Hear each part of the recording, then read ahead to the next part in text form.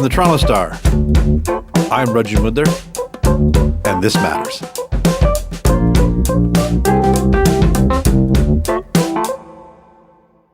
But I was just trying to find out which words they were. For sure, all of them. I wanted a list, because nobody gives you a list. That's the problem. They don't give you a list. Wouldn't you think it'd be normal if they didn't want you to say something to tell you what it is? Nobody even tells you when you're a kid what the words are that you're supposed to avoid. You have to say them to find out which ones they are.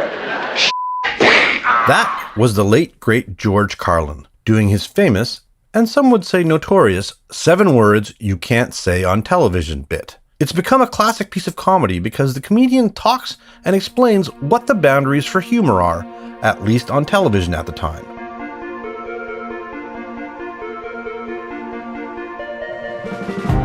It's a fitting way to start today's discussion because as entertainment media faces a great racial reckoning, several sitcoms have pulled episodes off of streaming services, usually because of depictions of blackface, which the creators and networks have now realized have crossed a line. As well, several white actors have recently stepped down from voicing people of color on animated shows. But consider that several of these are still running, this is an abrupt change of mind for something that they and the producers behind them found perfectly acceptable up until now. To discuss these changes, but also how comedians might find a way forward in a cancel culture society, we are joined by Andrew Clark, who's an award-winning author and humorist. He wrote Stand and Deliver, Inside Canadian Comedy, and is the director of the Humber College Comedy Program in Toronto.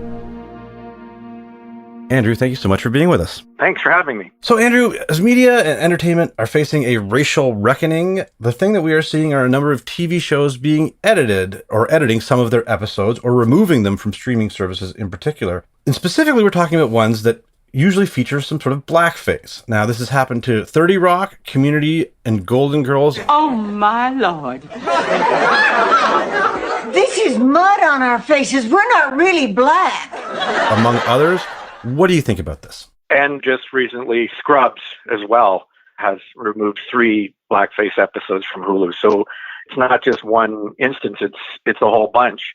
And probably it has been a long time coming. You know, with Tina Fey and 30 Rock, I think that the attempt when they were using blackface was maybe to make some kind of comment about it being wrong. But I think the other question that they didn't answer at the time when they made those shows was, is it really our place to be using blackface to make that point? Is there no way we can make it? And I think the answer for pretty much all the show creators is now no. And so they're being pulled from streaming services. Is there anything you were going to miss? It's funny, I'm a huge 30 Rock fan, and I cannot really remember the blackface episodes, but Community, that episode that they pulled is called Advanced Dungeons and Dragons, and that I think is one of the best episodes of that series. Hey, Neil. This is gonna be awesome, yo. So we just gonna ignore that hate crime, huh? I'm a dark elf or a drow. Shouldn't you be wearing armor or something? I'm an elf, not a nerd. Again, you could argue in that instance that perhaps it was being used in a little bit of a satirical way, but still, it's just now currently unacceptable. Is there anything here that you think that is a loss? There's 2 points I would say that are interesting. Like for me, I can't recall them either. But I guess what I would like to ask for other comedy fans growing up, say black comedy fans, do they remember them? And I'd be curious to hear their answer. Because for me, watching blackface, I'm just reminded by the history of minstrel shows and all of that. But it's not something that obviously is affecting me when I'm going about my daily life. Whereas black comedy fans might have a completely different take. 30 Rock was a hilarious show. And, you know, I can't put my finger on those episodes either. You know, I think it's fine to say remove them from streaming. But I think the other thing that people might hope that might happen would be, say, for someone like Tina Fey, who's so accomplished and influential, maybe put some of that influence and sway into helping mentor and put forward other projects. You know, for instance, there was a very famous vaudevillian performer, Bert Williams, who was black and a Bahamian American entertainer. I don't think there's ever been a movie about him. And he was an incredibly influential and funny performer who had to start out adapting his work for, you know, the minstrel form and blackface. I mean, W.C. Fields called him the funniest man he ever saw and the saddest man he ever knew. So it'd be neat for someone to sort of put Hollywood's money And if they're that concerned about this sort of stuff, start doing other things and hiring people and putting those projects forward. Andrew, I know you're a huge comedy nerd and historian, and so I do want to touch upon this. And this is one of the other really interesting things here. Minstrel shows have a huge historical debt to the comedy world, correct? Well, yeah. Minstrel shows originate around sort of 1828, 1830 in the United States in the South. And they're a form of, obviously racist humor that's promoting pretty awful, horrible stereotypes. They become very popular in the North after the Civil War and become a part of their diet. And to be frank, they're also quite popular in Canada. So it's not necessarily just an American experience. It's a universal experience, essentially demeaning Black people. At the same time, what happens is certain elements of these minstrel shows end up becoming foundations for things like stand-up. The interlocutor in minstrel shows is almost like one of the precursors for what ends up becoming stand-up comedy. The joke, "Why did the chicken cross the road?" is from minstrel shows. It's a minstrel show joke. The other thing that's happening at the same time, of course, is the theater essentially bars Black performers from performing in traditional venues. They actually performed in blackface to fit the stereotypes of the minstrel shows and to have careers. All of that, and then to have someone who's sort of really established and talented to go ahead and use it, you wonder why they didn't do a little research or reading about the subject. I think the other interesting discussion that's happening right now is about animated comedies. And we've had a number of shows like Big Mouth, Family Guy, and The Simpsons. Some have been on for almost decades, or longer than 2 decades, where they've now decided that people of color should voice people of color. And thereby there have been some white actors that have lost their jobs or willingly given up their jobs. What do you think about that? Well, I think it's part of a kind of reckoning that's going on right now, because there would have been a period in the not too distant past when Black actors and writers wouldn't have been considered at all for certain kinds of work whatsoever. And so I think the idea of having these roles done by Black performers is just to sort of redress some of that kind of discrimination. It doesn't mean that the performers who were doing that material were consciously trying to take work away necessarily from Black performers, but I just think now that the issues have been raised, people are saying, okay, I don't really want to be part of that right now, and I'm going to step down from the job. I think for someone to, say, be a struggling actor and get work and then have to turn it down, that's really putting your money where your mouth is. But I think it's also just a matter of making sure that Black performers are being treated equally, fairly in the entertainment world. One of the amazing things about that whole conversation is it really kind of started with Harry Kondobalu's The Problem with Apu from 2017, which is basically a documentary that examined that character in The Simpsons. Doctor. You know that a white guy does the voice? A white guy doing an impression of a white guy making fun of my father. How do you feel about that? Oh, I'm making a movie about how much I dislike it. Right away, they were like, can you do an Indian voice, and how offensive can you make it? I would immediately begin to talk this way. I was like, it's not tremendously accurate. It's a little stereotype. Like, nah, it's all right. Hank Azaria, the white actor who played him. And I mean, it took some doing, but eventually Azaria decided that, he wasn't going to do it because he didn't feel comfortable anymore. I think that's one of those points that sort of proves the power of comedy and how it can affect change. Would you agree? I agree. I think it shows that comedy can change and do better. I think it also shows something for writers or actors or comedians who are white, for instance. The fact that you think everything's okay doesn't necessarily mean that it is, right? So when I watched Apu, I didn't really have a big problem with it. I laughed and I thought The Simpsons was funny. And maybe a lot of other people did, but that doesn't mean that everybody did. That doesn't mean that there weren't people who were a bit perturbed by the character because they felt like it was portraying him and what he represented in a negative light. So comedy often hides by saying, well, we're just being funny, and that's fair enough. But I think if people are telling you, wait a minute, what you're doing is actually causing some harm, there's nothing wrong with taking a step back and determining if that's the case, and if so, doing something about it.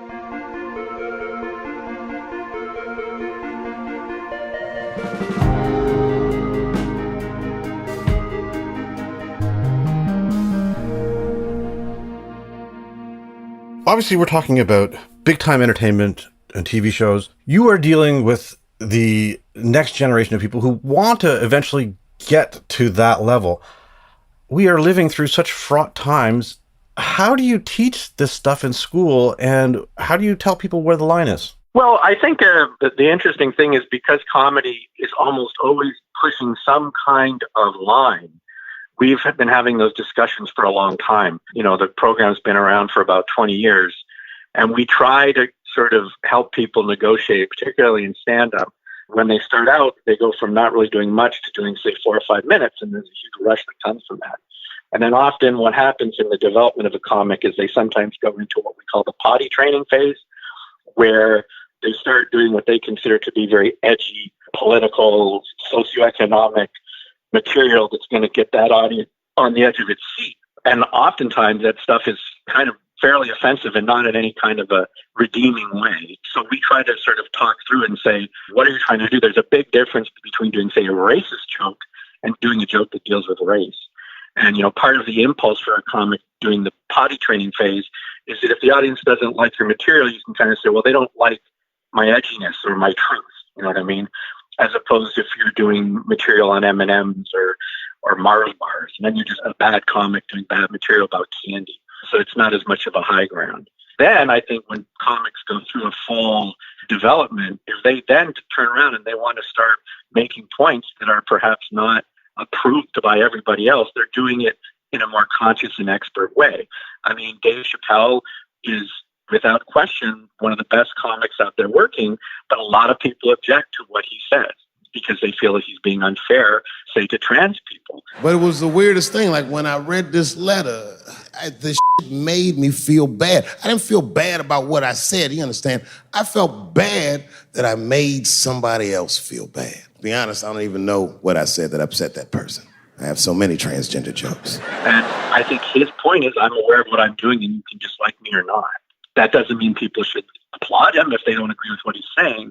But it's a big difference between the comic who knows what he's doing, who's very talented, and he's decided, frankly, to be offensive, versus someone who's just being offensive because they don't know what else to do. How much of this is discussing punching up or punching down and how you pick your targets or finding a way to make yourself the butt of the joke? Well, I mean, it's interesting. There's people who are objecting, like, to self-deprecating humor in some respects. If you look at Nanette and Hannah Gadsby. I had no plans to make it in America. If you're here because of Nanette, why?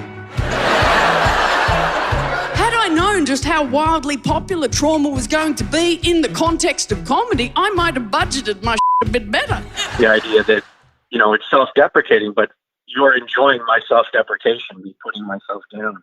It's a trope for almost all comedy for the comic to put themselves down so they can then go after other people and not seem like they're a bully. Howard Stern used to go on and on about the diminutive nature of his penis when he was first on the air, and that sort of gave him a pass, if you will, to go after other people. I don't think, generally speaking, punching down will get you very far in terms of an actual career. It might make small groups of people laugh who share your sensibility. But if you're going to go bigger, I think, generally speaking, you have to talk a lot more about what kind of unites people. You know, humor in North America during the vaudeville era was very divisive. It was very much about ethnic groups. You know, the Irish were represented as drunken brawlers. You know, the Italians were represented as being, you know, I don't know, oversexed and like, so there was a huge genre of ethnic humor. In fact, that was the basis of much of the comedy. So after the Second World War, it starts to drift more into what people share. And then in terms of North American comedy, Lenny Bruce goes from being sort of objectively funny, you know, mother-in-law jokes, what have you, to being very subjective. In other words, I, Lenny Bruce, am saying what matters to me and what I find offensive. And that launches the whole counterculture sort of revolution for stand-up, and you get people like Richard Pryor or Lily Tomlin or George Carlin who are being very, very individualistic in their criticism of society. I love that you brought up Dave Chappelle, because all comedy, if you ask me, can be questionable. And so what do we do, or at least the stuff I find funny, a lot of it, what are we supposed to do with all of this sort of questionable content. One of the ways that people are dealing with some of these older things are to put up warning labels, like something before Gone with the Wind that says this depicts historical things that are perhaps racist. But that way it allows the product to stay around. What do you think about that? I mean, and the other thing too is that where does that end? Wouldn't every comedian basically need that? Well, I mean, it would depend. I mean, I can think of us that are, you'd be surprised what people will be offended by. I once wrote a column about how we should fire cruise missiles at people who drove slow in the passing lane. And I received letters saying that it was wrong to advocate murder, But I guess I don't see a problem with a warning telling people that there are depictions in a show.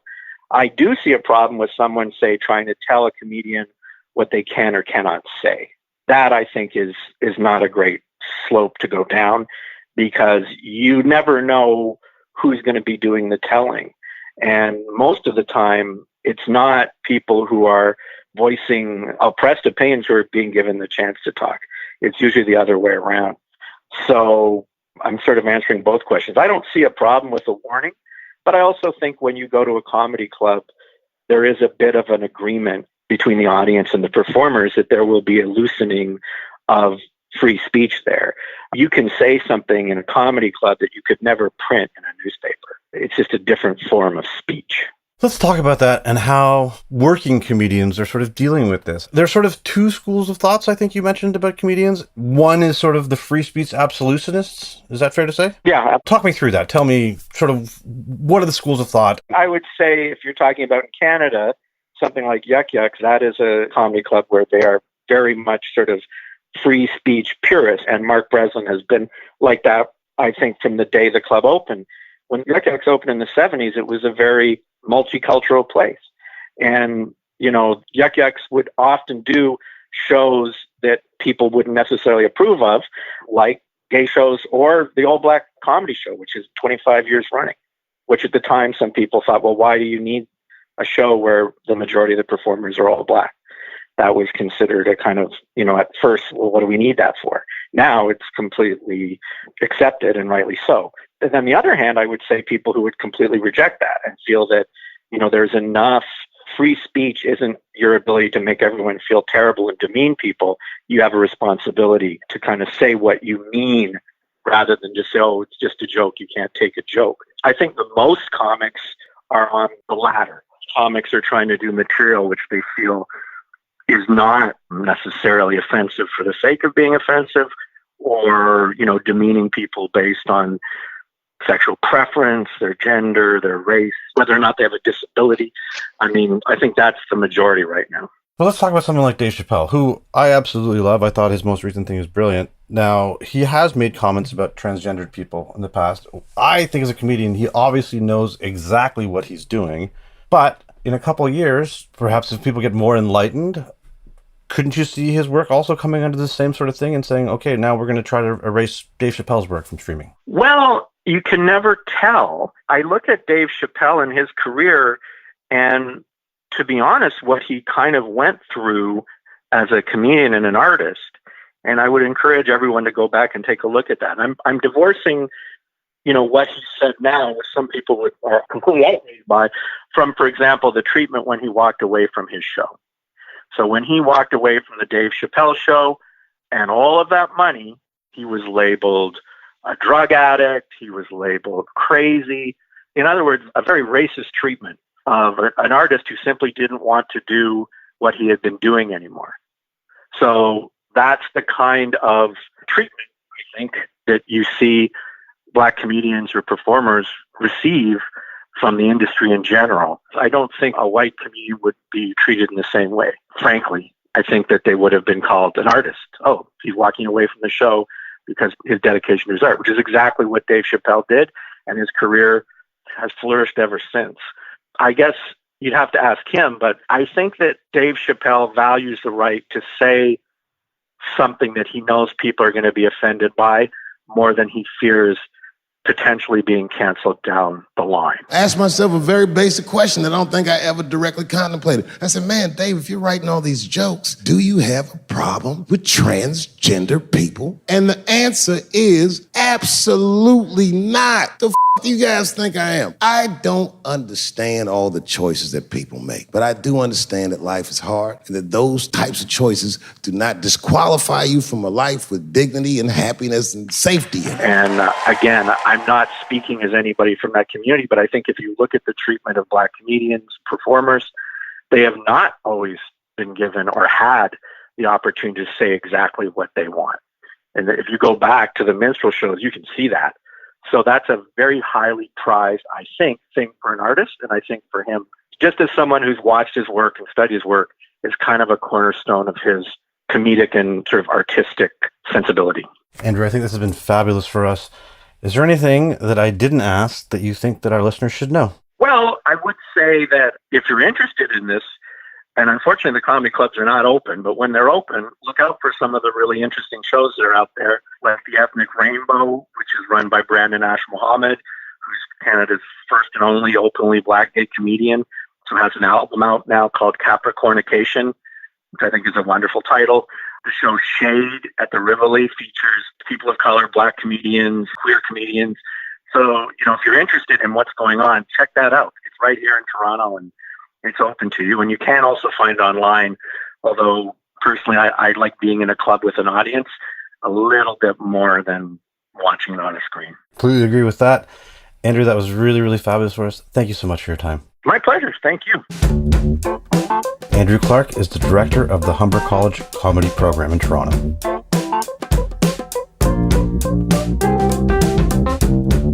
That's it for today. Thanks so much for joining us. This Matters is hosted and produced by me, Raji Budler, Adrian Chung, and Saba Etizaz. Produced and mixed by Sean Pattenden, and our director of programming is JP Fozo. Our show theme music is by So Called, and our episode music is by Mike DeAngelis. We want to hear what stories matter to you.